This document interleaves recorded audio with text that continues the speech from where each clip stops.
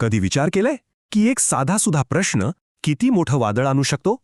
आज आपण एक अशीच गोष्ट ऐकणार आहोत जिथे जेवणाच्या चवीबद्दल विचारलेल्या एका प्रश्नामुळे एका अख्ख्या राजवंशाचा नायनाट झाला. ही गोष्ट आहे गर्वाची, फसवणुकीची आणि नात्यांच्या खऱ्या अर्थाची.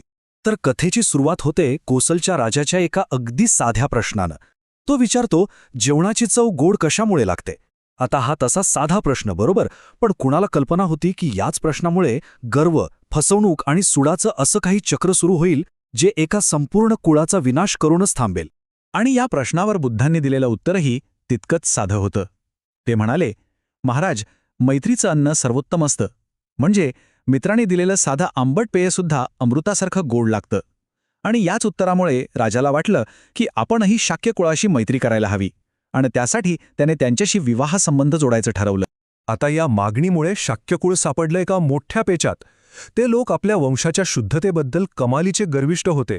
त्यांच्यासाठी आपली मुलगी दुसऱ्या कुळात देणं म्हणजे प्रतिष्ठेला धक्का लावण्यासारखं होतं. पण दुसऱ्या बाजूला एवढ्या मोठ्या राजाला नकार देणं म्हणजे सरळ सरळ मृत्यूला आमंत्रण देणं होतं. मग यातून मार्ग काढण्यासाठी शाक्यांनी एक जबरदस्त पण तितकीच धोकादायक योजना आखली.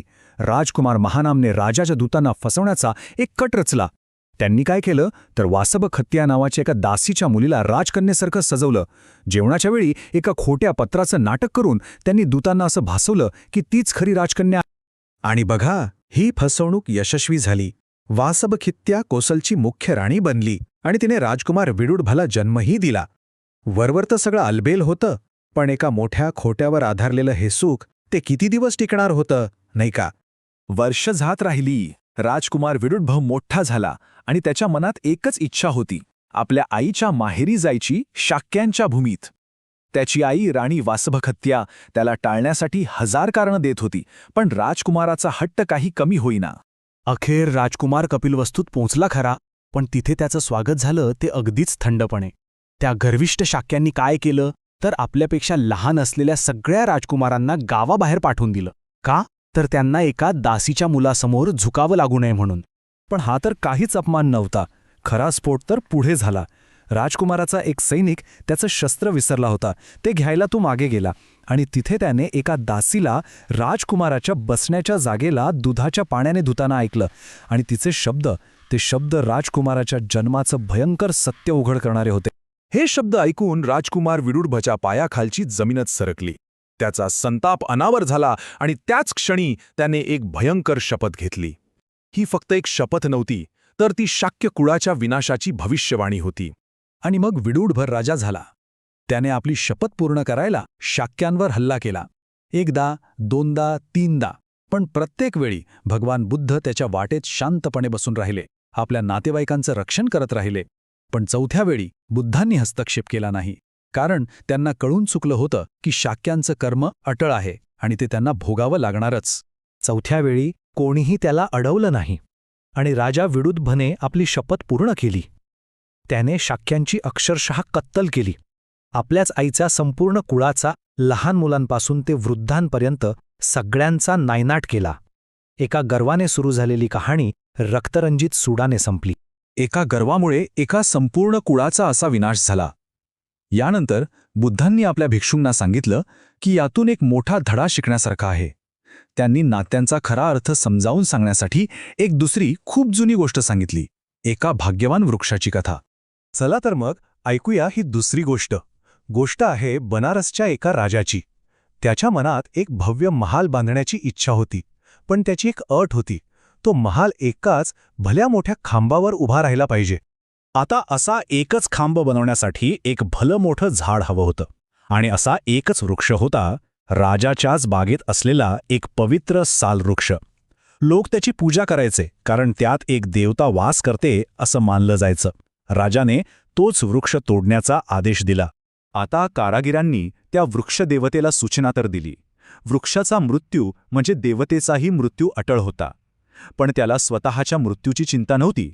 त्याला चिंता होती त्याच्या आजूबाजूला वाढणाऱ्या लहान झाडांची, त्याच्या कुटुंबाची. त्याच रात्री वृक्षदेवतेने राजाच्या स्वप्नात दर्शन दिलं आणि एक खूप विचित्र विनंती केली. त्याने सांगितलं की मला एकाच घावात तोडू नका, तर हळूहळू माझे तुकडे तुकडे करून मला तोडा. आता हे ऐकून राजा तर गोंधळलाच. कारण कोणाला तुकडे तुकडे करून मारणं हे तर एक भयानक शिक्षा होती. मग हा स्वतःहून अशी वेदनादायी शिक्षा का मागतोय? त्याने त्या देवतेला यामागचं कारण विचारलं. आणि तेव्हा त्या वृक्षदेवतेने जे उत्तर दिलं ते खरंच खूप मोठं होतं. तो म्हणाला, जर मी एकाच वेळी कोसळलो तर माझ्या आश्रयाला वाढणारी माझी लहान झाडं, माझे नातेवाईक ते चिरडले जातील. त्यांच्या विनाशापेक्षा मी स्वतःच्या शरीराचे तुकडे सहन करेन. एवढा मोठा त्याग, हे ऐकून राजाचं मन भरून आलं. त्याला समजलं की हा कोणी सामान्य वृक्ष नाही, तर एक महान आत्मा आहे. त्याने त्या उदात्त देवतेला अभय दिलं आणि तो वृक्ष वाचला. ही गोष्ट सांगून झाल्यावर बुद्धांनी जो खुलासा केला त्याने सगळे चकित झाले. ते म्हणाले, तो बनारसचा राजा म्हणजे माझा शिष्य आनंद होता. ती लहान रोपं म्हणजे तुम्ही सगळे माझे अनुयायी. आणि तो भाग्यवान स्वार्थत्यागी वृक्ष, तो मी स्वतःच होतो माझ्या पूर्वीच्या जन्मात. त्यांनी हे स्पष्ट केलं की ते प्रत्येक जन्मात आपल्या नातेवाईकांच्या रक्षणासाठी उभे राहिले आहेत. तर बघा, या दोन कथांमधून आपल्याला काय शिकायला मिळतं. एकीकडे शाक्यांचा गर्व, ज्यामुळे त्यांचा विनाश झाला, आणि दुसरीकडे त्या वृक्षाचा त्याग, ज्यामुळे सगळ्यांचं रक्षण झालं. खरी खानदानी रक्तात नसते, तर ती कृतीत असते, आपल्या कुटुंबाचं रक्षण करण्याच्या इच्छेत असते. आणि शेवटी बुद्धांनी एक असं वाक्य उच्चारलं जे या सगळ्या कथेचं सार आहे. ते म्हणाले, माझ्या नातेवाईकांची छाया मला शीतल ठेवते. याचा अर्थ स्पष्ट आहे. खरी शक्ती आणि संरक्षण गर्वात नाही, तर आपल्या माणसांच्या एकत्रितपणामध्ये आणि एकमेकांना दिलेल्या आधारात असतं. तर मग ही कथा ऐकल्यावर आपल्या मनात एक प्रश्न नक्कीच येतो. गर्वाची खरी किंमत काय असते आणि कुटुंबाचं खरं मूल्य काय असतं? हा प्रश्न नक्कीच विचार करण्यासारखा आहे.